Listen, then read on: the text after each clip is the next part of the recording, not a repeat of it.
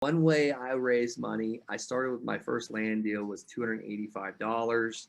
Sold that one for $5,000, and then I did another one for $500.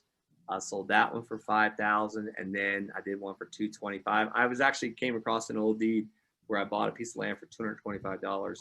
So I built proof of concept, and just like Lewis Kim said, you know, you're going to have people that want to park $12,000, want to park $5,000. I get emails from people from time to time just saying, "Hey, got 12,000. What can I do with it?"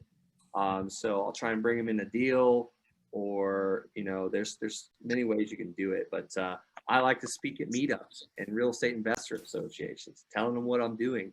I give my whole entire presentation, how to build a land business, and then I say at the end, you know, if all this seems a little overwhelming, and maybe you're a doctor, you're an attorney, and you have, you know, no time but some discretionary income. You know, if you'd like to make 9 or 10%, let me know. So those are a couple ways to raise funds. I also have a module in there in the course that talks about a postcard that I use to send to people. So check that module out. So meetups, check that module out with a postcard.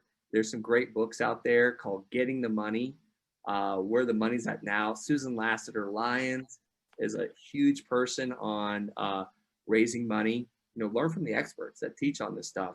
Jay Conner, I mean, their books are like $6 on Amazon. Jay Conner is another authority on the raising capital side of things. So hope that's a good explanation. And proof of concept, when people see something's working, they want to get involved. Go ahead, Bill.